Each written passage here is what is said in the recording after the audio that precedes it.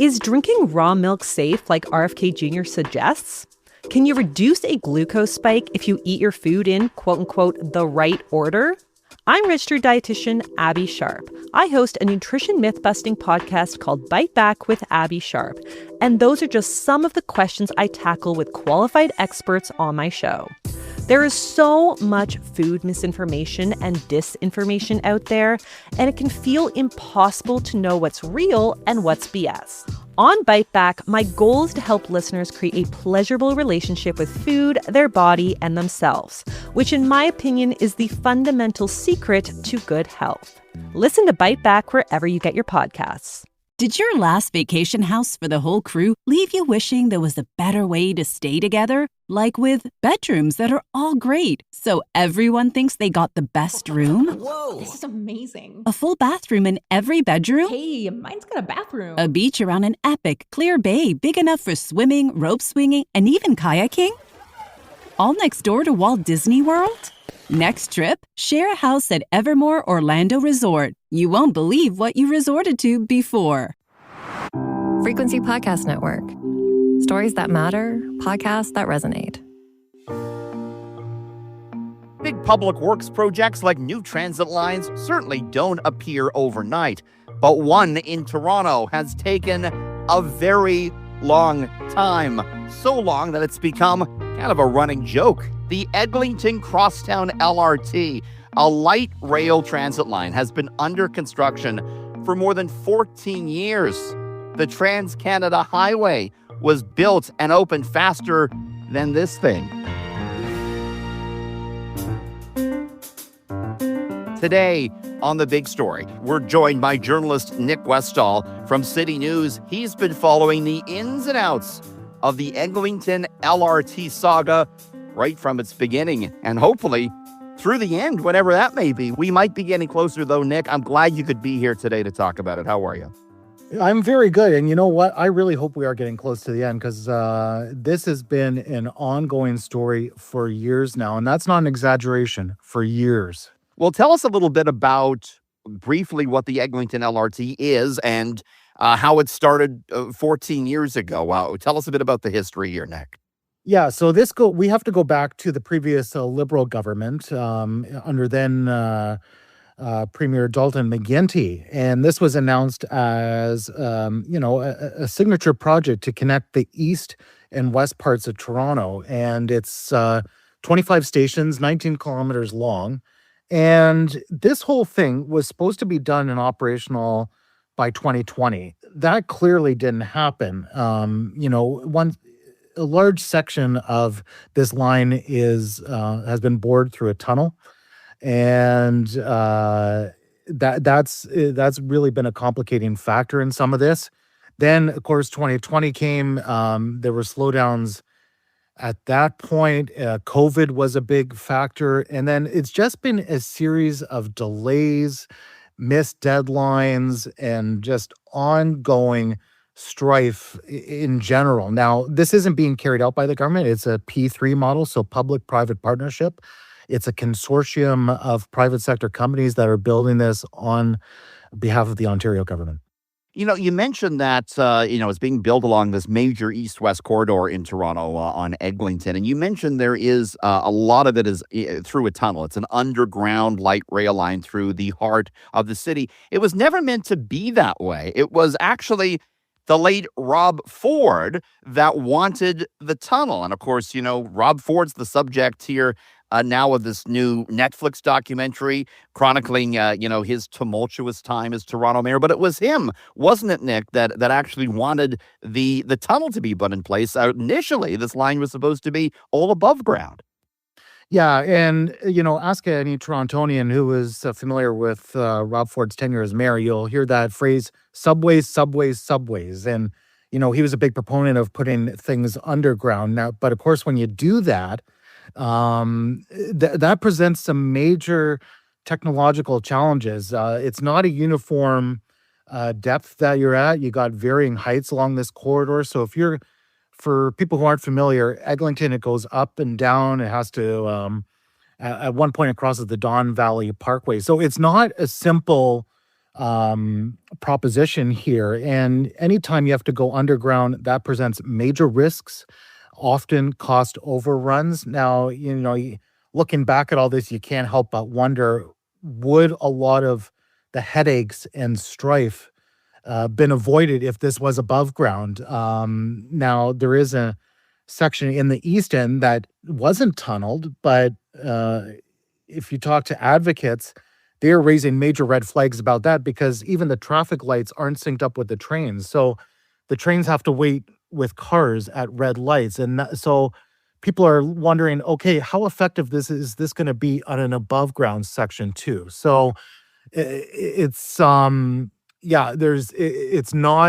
it hasn't been an easy go. Let's just put it that way. Yeah, I mean, there was some, almost laughable updates along the way. I remember covering a news conference on this the other year where they said, okay, it's all built, but we just discovered they built the track to the wrong size and we got to file the track down. I mean, how does this happen, Nick?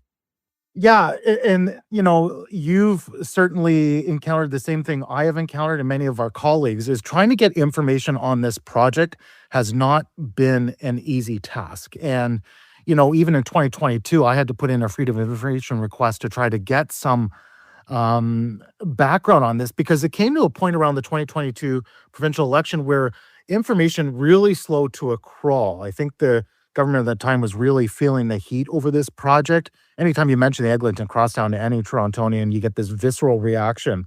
And again, I would speculate that they were probably feeling some heat at the time. So information really slowed. But one thing I learned at the time, doing that FOI request is how much of the communication surrounding this project really flowed through the transportation minister's office and the premier's office. Now, Metrolinx is supposed to be a sort of hands-off corporation, if you would. It's a public corporation, but they were taking a lot of direction from political staff and officials. And so trying to get information on this, throughout this process hasn't been easy. And then, there was one day where the previous CEO, Phil Verster, came up and started talking about deficiencies. And I think at the time it was something like they identified 260 plus deficiencies. And I remember hearing that number and just being absolutely stunned that it was that bad.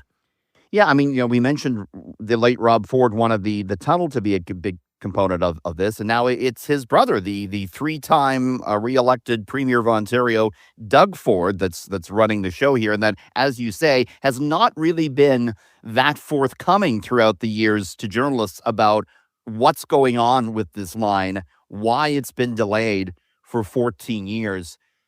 Lately, though, and just within the last 24 hours or so, there has been some big updates finally on this, right, Nick? In that it sure looks like we kinda are going to get an opening in the next few months, right?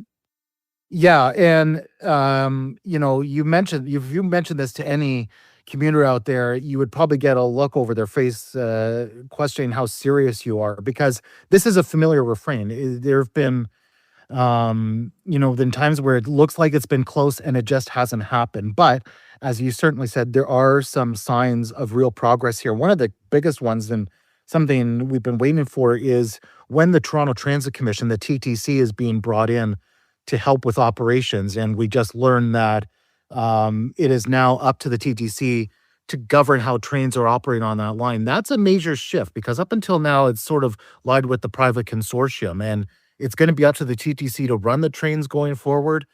Now, there are some parts of this message we've heard before. You got to do, stress testing. We got to do reliability testing. We have to see a revenue service demonstration. All these things need to stay going in a right direction for this thing to open in September, which is the latest goal. And even earlier this month, and I believe it was your question that sort of triggered this, is, getting a September opening time frame. I kid you not, for months to even just get a potential goal of when they wanted to open it, you could not get that from the government. There has been a lot of secrecy, no doubt. I think it's fair to say, about this long delay transit project, maybe the longest transit project in Canadian history, I would think, Nick. But like you say, it sure looks now like it could open in September. We did hear just yesterday from the CEO of Metrolinx, the provincial transit authority in Ontario. Michael Lindsay is his name. Here's what he had to say about the hopeful eventual opening of the Eglinton L-R-T. Major milestones have been met in respect of the progress on Eglinton Crosstown, to name a few. All civil infrastructure for the project is complete. When I last saw all of you in April, I talked about operator-driver training resuming on the 17th of March. That happened, and it is complete. All the drivers for the TTC are now trained for this project, and I would want to salute the partnership that we have with the Toronto Transit Corporation in many ways to advance this project. As the minister just said, about a week ago, we moved control of the line from the backup operations command center to the TTC's command center at Hillcrest, which means as of today or tomorrow, movement of trains on the line is actually governed by the TTC as it will be when the line's in revenue service. I would also note that we are relentlessly stress testing both system and vehicles. And this really is the phase of the project that we're in right now. We're doing the things for this line that, frankly, were not done for projects like the Ottawa L-R-T, demonstrating to ourselves collectively that it's going to perform the way that we want it to on the day that it opens. So if you're out on the Eglinton Crosstown alignment today, you will see as many as 28 trains, the full complement, moving on the line to test how the vehicles are performing, what's their maintenance profile, what systems upgrades ultimately have to happen. That's going pretty well. When the system achieves a certain amount of stability, we'll take two steps. We'll do formal trial running for a period of 14 days, and then we will have a 30-day revenue service demonstration, where we will literally run the system as it will run when it is open to the public with no passengers on it, just to satisfy ourselves that it performs the way that it needs to. Once that's done, we've added a further measure, which comes directly from the report on the Ottawa L-R-T, to have a bedding-in period, post-substantial completion of the project, to continue with this testing, to make sure that when it opens, it will be safe and it will be reliable. If everything goes according to plan and real progress is being made, that's why we have a September fall date for the Eglinton Crosstown. But I want to stress that we cannot open that system if it is not going to perform, because hundreds of thousands of people will rely upon it. The trend line is good, but it is always subject to revision depending on what we find.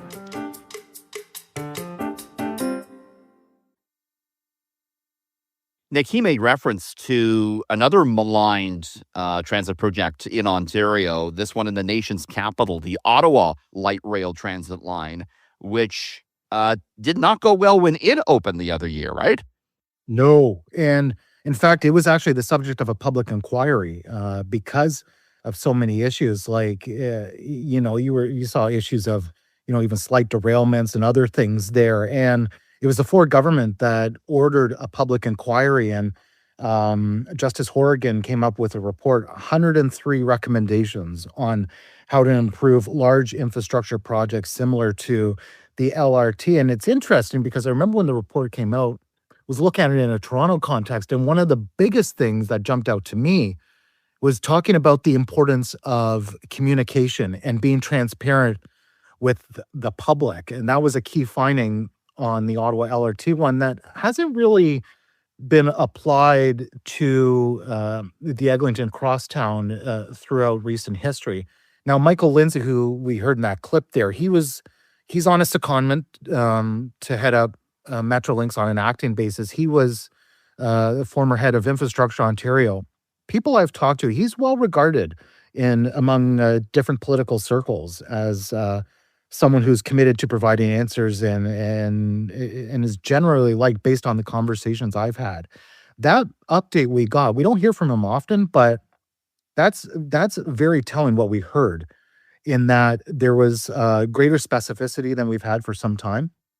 And but there's also something very familiar in that statement as well, and that's the end, where every time you do get an update, you get that sort of that tentativeness of, okay, we still got to do testing. We're working toward this goal, but it's all conditional on things that may come up. And believe me, throughout this project, things have come up. So I'm not buying my fare just yet for September.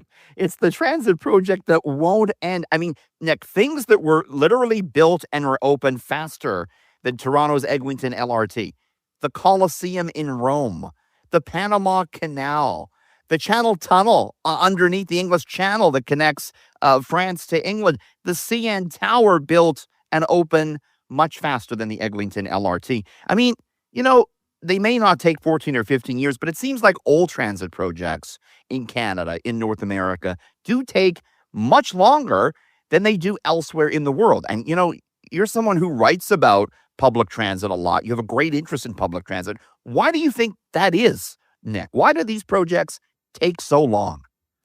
It's hard to put it to any one reason. I think part of it is to get public buy-in. I think some of these timelines are very optimistic and perhaps too aggressive in an effort to get public buy-in, when in reality it's just not the case. So you're right. It's just like, I will say, we've seen some other rapid transit projects in Toronto. I think of the Finch West L-R-T. That was a surface route built in a much quicker period of time. That one still has yet to open, but we're talking several years sooner to get its completion, and it too will have a major impact as well. So, there's a number of factors that have gone into this particular project that, Well, it was this private partnership, right? It wasn't just the government building it. They kind of sectioned it out and parceled different sections out to different companies, right? And that kind of led to some confusion here. Fair to say? Yeah, and also, I mean, think about why you're bringing in private companies in the first place, right? In an effort to drive down costs. So that you're obviously, that's got to come from somewhere. So is it being cut from labor? Is it being cut from supplies? Is this the best model going forward? I'm sure. Look, there's going to be a lot of lessons coming out of this thing, and even Toronto City Council and others have asked, is there going to be a public inquiry on the Eglinton Crosstown to see if lessons can be learned to make sure this doesn't happen again? And the Ford government has refused to commit to such a thing. So, there is an opportunity to learn, but as of right now, I don't know if we're going to get that. And just really hit home the point about timeline. If a child was born when this project started, they are about to start high school. That is how long this has gone on. And all throughout this quarter, I've talked to business owners, residents. Everyone is so profoundly frustrated. I don't know why there wouldn't be a greater resolve on decision makers to try to get answers here. Could certainly speculate why, but I think there's just such a thirst for information and real desire to make sure this doesn't happen again, especially in a region of the country that is looking to undergo a massive transit expansion. Yeah, there was certainly no word from the Premier, Nick, on any public inquiry. Premier Ford basically just said, thank goodness this thing's almost going to open when we talked to him yesterday. Let's get it done. This has been way too long. It was a mess for years, but we inherited a mess. Now it's gonna come to fruition. Nick, you're one of the few people that, correct me if I'm wrong, have actually rode the rails on this transit project. You've been down in the tunnel for kind of a media show and tell. Is that right? And tell us about that. I have. I go back to 2021, and that was the first time I ever stepped foot on one of the trains. They took us on an above ground section, and the train was moving at that time. We were able to get up and down, and then it was some period after that where train service was stopped entirely because of, as you mentioned earlier, there were deficiencies found in the spacing of the tracks, where it was literally off spec by millimeters, and there was a period of time where trains couldn't run at all. I know I've also been in stations too. The biggest one, and for anyone who's familiar with Toronto, the Yonge subway line, that has been the most technologically challenged one in that you are building under an active subway, and there's a lot of interface that's need to happen there. So we got a tour of that in December 2023, and it was mostly done. Like, it was like all the finishes. I think they were just putting in the fare gates at that point. But Other than that, you look around, there was no major work going on. And same thing out at Mount Dennis on the west end of the line. Again, this huge mammoth structure that's going to integrate with GO Transit, the Union Pearson Express train. It's all there. It's all built, and just finishing touches. And it's just sitting there waiting. And one of the things that critics have said is, well, can you not open part of this line where it's ready? Because there are parts of the line where it's ready, and officials have refused to do so. So all the while, this has cost taxpayers more and more. Tell us how over budget this long delayed transit line is. Oh, this is, there have been estimates that this is $3 billion over. The last update the Metrolinx board had was that the entire line was going to cost $12.6 billion. Now, it's not entirely in all capital costs, so the cost to build it. There's also maintenance, a maintenance contract built in there as well. So, but regardless, the fact that it's billions of dollars over budget mixed in with years over the original deadline, it's just a recipe for frustration. But hopefully some end in sight, a light at the end of that long crosstown tunnel, Canada's longest running transit project. Nick Westoll with City News. Thanks for joining us. Thank you, Richard. And that was The Big Story. You can send us feedback on this or any episode by emailing us at hello@thebigstorypodcast.ca or leave a voicemail at area code 416-935-5935. You can find us as well on the Seeker app. That's SEEKR, or on all your favorite podcast players. Please do rate, review, follow, and share. I'm Richard Southern. Thanks for listening.